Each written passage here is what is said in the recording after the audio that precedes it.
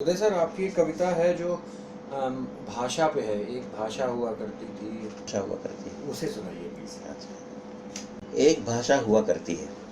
इसमें मैं भरत जी, मैं इस भाषा श्रृंखला में कई कविताएं लिख रहा हूँ। तो इस श्रृंखला की पहली कविता थी ये, एक भाषा हुआ करती है।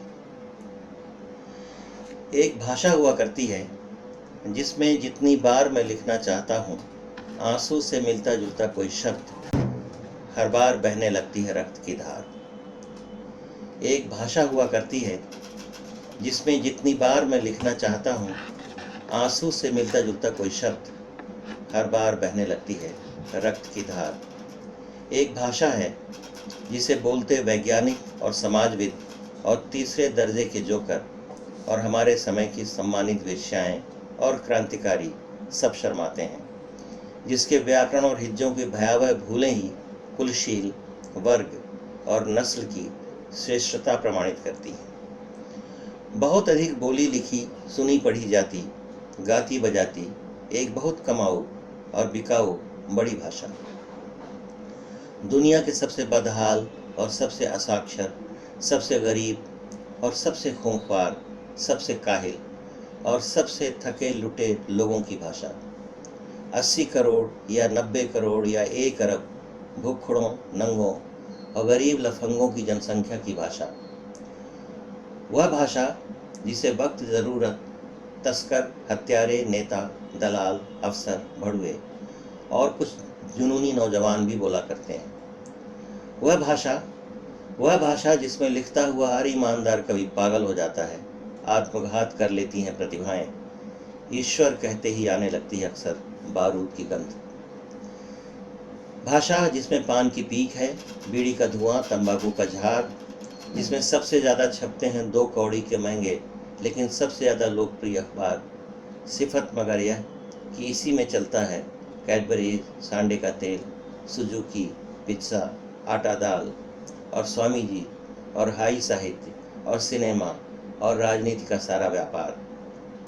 एक हौलनाक विभाजक रेखा के नीचे जीने वाले 70 करोड़ से ज़्यादा लोगों के आंसू और पसीने और खून में लिथड़ी एक भाषा।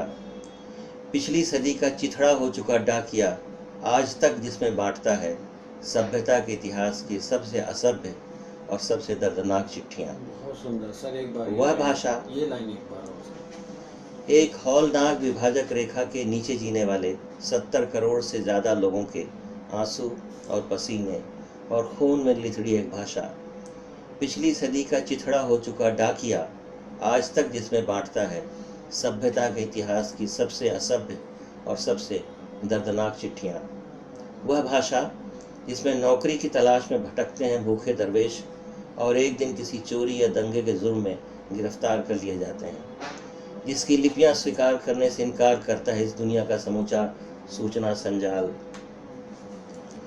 आत्मा के सबसे उत्पीड़ित और विकल हिस्से में जहां जन्म लेते हैं शब्द, आत्मा के सबसे उत्पीड़ित और विकल हिस्से में जहां जन्म लेते हैं शब्द और किसी मलिन बस्ती के अथाह गूंगे कुएं में डूब जाते हैं चुपचाप। अतीत के किसी कंदरा से एक अज्ञात सूक्ति को अपनी व्याकुल थरथराहट में थामे लौटता है कोई जीनियस और घोषित हो जाता है सार्वजनिक तौर पर पागल। नष्ट हो जाती किसी विलक्षण गणितज्ञ की स्मृति। नक्षत्रों को शताब्दियों से निहारता कोई महान खगोलविद भविष्य भर के लिए अंधा हो जाता है। सिर्फ हमारी नींद में सुनाई देती रहती है उसकी बड़बड़ाहट। मंगल, शुक्र, बृहस्पति, सप्तर्षि, अरुंधति, ध्रुव, हम स्वप्न में डरे हुए देखते हैं टूटते उल्का पिंडों की तरह उस भाषा के अंतरिक्ष से लुप्त होते चले जाते हैं एक एक कर सारे नक्षत्र। भाषा जिसमें सिर्फ कूल्हे मटकाने और अपनी छाती हिलाने की छूट है, जिसमें दंडनीय है विज्ञान और अर्थशास्त्र और शासन से संबंधित विमर्श, प्रतिबंधित है जिसमें ज्ञान और सूचना की प्रणालियाँ, वर्जित हैं जिसमें विचार। वह भाषा जिसमें की गई प्रार्थना तक घोषित कर दी जाती है सांप्रदायिक। वही भाषा जिसमें किसी जिद में अब भी करता है तब कभी कभी कोई शंबूक और उसे निशाने की जद में ले आती है हर तरह की सत्ता की ब्राह्मण बंदूक। भाषा जिसमें उड़ते हैं वायुयानों में चापलूस, शाल उड़ते हैं मस्खरे, चाकर टांगते हैं तमगे, जिस भाषा के अंधकार में चमकते हैं किसी अफसर, किसी हुक्काम या किसी पंडे के सफ़ेद दांत और तमाम मठों पर नियुक्त होते चले जाते हैं बर्बर बुलडॉग। अपनी देह और आत्मा के घावों को और तो और अपने बच्चों और पत्नी तक से छुपाता राजधानी में कोई कवि जिस भाषा के अंधकार में दिन भर के अपमान और थोड़े से अचार के साथ खाता है पिछले रोज़ की बची हुई रोटियां और मृत्यु के बाद पारिश्रमिक भेजने वाले किसी राष्ट्रीय अखबार या राष्ट्रीय प्रकाशक के लिए तैयार करता है एक और नई पांडुलिपि।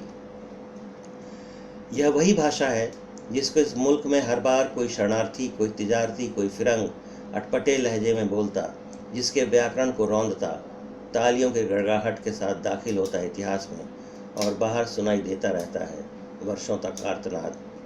सुनो डायोनीसियस, कान खोलकर सुनो। सुनो डायोनीसियस, कान खोलकर सुनो। यह सच है कि तुम विजेता हो फिलहाल, एक अपराजेय हत्यारे।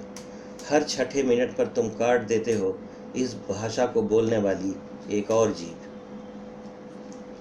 6 मिनट में एक अंग्रेजी बोलने लगता है।